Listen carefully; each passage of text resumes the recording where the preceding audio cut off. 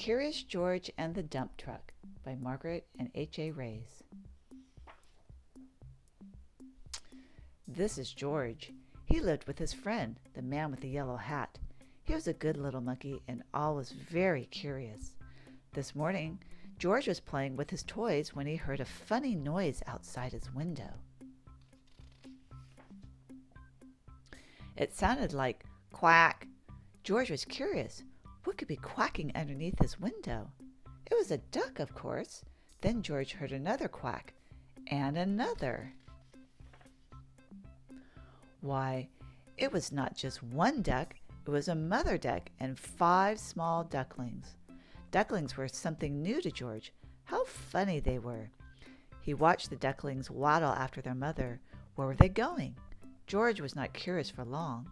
Soon he was waddling after Mother Duck too. Now he could see where they were going.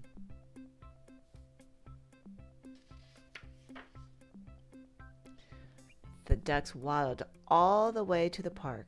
George loved the park.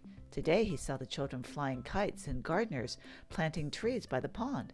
Then George saw something he had never seen in the park before.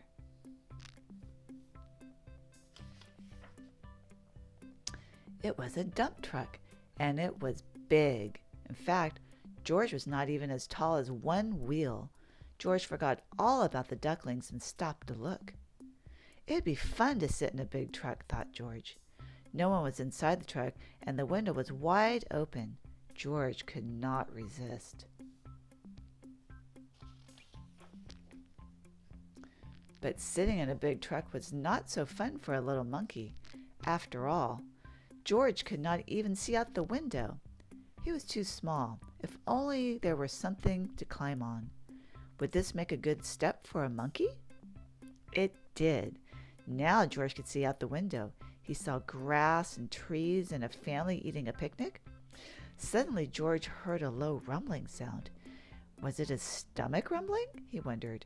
It had been a long time since he ate breakfast. But the rumbling was not coming from George's stomach.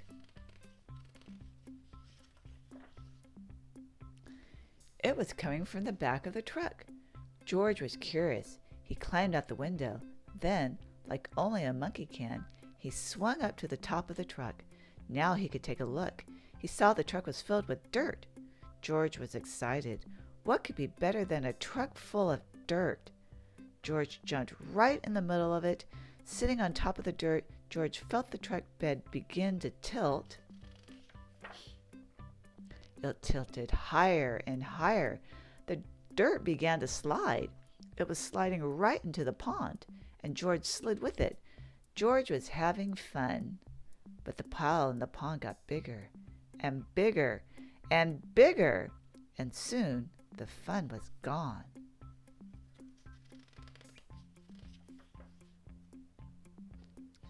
Just then the gardeners came back from lunch and stood with their mouths wide open. They saw the empty dump truck, the pile of dirt in the pond, and a very muddy monkey. They knew just what had happened.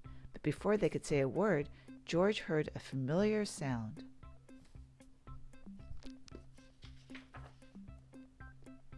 He heard more quacking. The gardeners heard it too. Then they heard people laughing. "Look," said a girl, "the ducks have their own island." Indeed they did.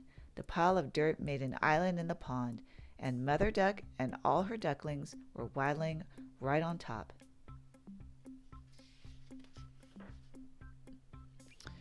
George was sorry he had made such a mess, but the gardeners didn't seem to mind. "We were planting more trees and flowers to make the park nicer for people," said one of the gardeners.